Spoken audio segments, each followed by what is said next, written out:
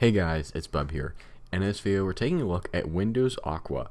Now Windows Aqua is a fork of a previous Windows Aqua project. I know, a little confusing, but it's a modification of Windows Vista that makes Windows Vista's aesthetic be built into a build of Windows 10 IoT Enterprise LTSC 21H2. And from the screenshots, it looks pretty interesting. I mean, if this really is Windows 10, it's like a more aero take, a more liquidy take on Windows Vista, which is why I'm really eager to take a look at this and see what it's like. So with that being said, let's go ahead and jump into it. Now this was created by the Dumpster of Mods, so all credit goes to them for creating this ISO. And additionally, this also caught my eye because this is a 7.6 gigabyte ISO, which for Windows I guess isn't too crazy nowadays, but a 7.6 gigabyte ISO is a lot for something that's supposed to be Windows Vista, but I guess it is Windows 10 at its core. And with that being said, we saw the Windows 10 loading screen. We know it's at least the Windows 10 pre-boot environment, but let's go ahead and get this installed. We can see that it looks very much with Windows Vista, with the Windows Vista branding, but also this Aqua background. Unlike Windows Vista though, we can easily click I don't have a product key and skip over this. I am noticing there it said read our privacy state MER instead of state min, it said state MER. Very interesting. One spelling error, but that's okay. And that was pretty quick. We're now installing Windows just like we would. Realistically, this looks like Windows Vista right now. I mean, I would have no idea just by looking at this that this is actually Windows 10. But we're going to let this install, and then we'll be back once we're either in a out-of-box experience or a desktop environment. Alright, and first things first, we are on the login screen here. Your password has expired and must be changed. But I'm just going to go ahead and continue with no password, and I guess that is the entire out-of-box experience. That looked very much like Windows 7 or Windows Vista. I mean, right now, and based on that, I would not be able to tell that this is actually Windows 10 at its core until I saw that. You can obviously tell this is Windows 10 because of the, glitched sidebar. But what we're going to go ahead and do is we will get VMware Tools installed so we get a little bit better of a viewing experience. And then we'll go ahead and take a look. So it looks like we won't actually be installing VMware Tools, which is okay. I was able to just resize our screen resolution. But here we are on the desktop of Windows Aqua. First things first, let's take a look through our icons that we have here. We of course have our recycle bin, but more importantly, we have information and credits. Windows Aqua code name Vibranium Beta 1. No association with Vista 6.0.2 or Microsoft. Here is a list of all of the software that is used. That is quite a lot. And then credits here. So credit to all of these people for obviously giving this ISO and releasing this ISO. Moving down, we have an install applications icon, which gives us the option to install 7-zip, VLC, Supermium, Winamp, a bunch of various software here. Kind of looks like it was made in Windows, or I should say Visual Basic in a way, because I made Visual Basic applications like this before, but pretty cool. Then we have the send feedback button, which I don't know if this, visit the link on archive.org and leave us a review. So it's not actually like a form, it's visit the link and then go from there. We then have a set icon or set login wallpaper icon that'll let us change the wallpaper on login, I assume. And then we have what's new, which is, this looks like it was just ripped out of Windows 7.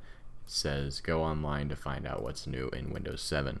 Over on the right side, we have our gadgets bar. So we have our system clock, slideshow, and then an RSS feed. Moving down to the taskbar, you can see first of all that this taskbar has bubbles on it. And as you expand it, you can see like the bubbles aren't static, they expand, which is actually pretty cool. I do like that a lot. I don't know if I like the bubbles, but I like the way that the bubbles are designed, if that makes sense. We then have our system clock, our volume. We have our network connection that actually shows us upload and download bandwidth. I don't know if there's a way to do that in the legitimate Windows 7 and Windows Vista, but I've never seen a Windows ISO do that before, which is really nice.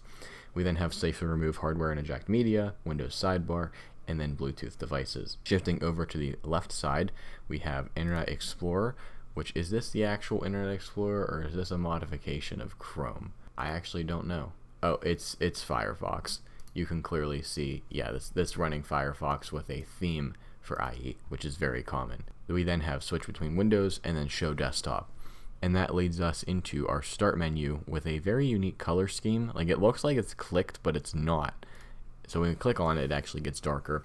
Here on the start menu, you can see that bubble theme continues. You can see it. I actually do like this. It's growing on me now. It brings back that kind of like Frutiger Arrow aesthetic of 2007, 2009. Going down the left side, we have Internet Explorer, Windows Email, which I assume this is like the legitimate Windows Live email or whatever it was called from back in the day. Yep, it is. Welcome to Windows Mail. Then we have the Welcome Center, Windows Media Player, that's Windows Media Center, Media Player, Calendar, Photo Gallery, Sidebar, DVD Maker, Collaboration, Explorer.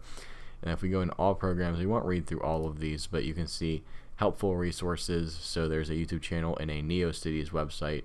I don't even know if NeoCities still exists today. We then have our traditional Windows accessories, so nothing too crazy there. Windows admin tools, Windows ease of access. We have our extras and upgrades because, again, this does appear to be built on an ultimate package. We then have our games. There are all these games here. Looks like the standard ones in Windows 7, but we do have Purple Place. We then have maintenance. I did not mean to click on remote assistance, but let's go back into this here. We have startup and then our Windows PowerShell. In startup, I do want to call out we have network indicator. Oh, that must be what that bandwidth thing is, network indicator, and then Windows Media Center sys tray. So we do have some items that run on startup. Let's take a moment to go into our file explorer because it's always unique to see the theming here. And you can see that, wow, first of all, this looks like Windows Vista very much. You can see we have this, it's not the same color as Vista, but it's like a purplish blue, the purple hue down here at the bottom. We have our Vista-like icons on this side and then our drives here. So you can see right here that we have our local disk C, which we are using. That is not what I wanted to do, but that's very cool.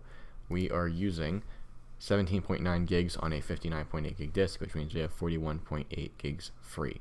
Pretty cool nonetheless. And then we have our D drive, which is, again, that 7.63 gigabyte ISO. That is a lot. But the other thing I wanted to call out while you're in here is look at these window borders. The bubbles actually shift as I move them around. So it's not like a static image. They actually shift and move as the window moves. That's probably pretty resource intensive. I mean, good thing I have a pretty good computer with a graphics card that I can handle this on. But I mean, that's pretty cool. Let's also look at our task manager and see what we're using here. So when I open task manager, we actually have two settings tasks. I'm not sure what those are. But when I go into processes, here's all of our processes. Performance wise, we are idling at, regular Windows CPU utilization. And I gave this 8 gigs of RAM. We are idling at 2.1 gigs, which is a lot of RAM, but probably because of the bubble effect, the arrow effects that are running. I can't imagine that that's low. With that being said, this was an overview of Windows Aqua. Definitely let me know what you think about this ISO down in the comments below. And if you have any other ISOs you want me to take a look at, please also drop them in the comments below, as I love doing viewer recommended videos. If you like this video, make sure to drop a like and subscribe if you're new around here, as I do all kinds of different technology videos, including device restorations. And with that being said, I'll see you all in the next one.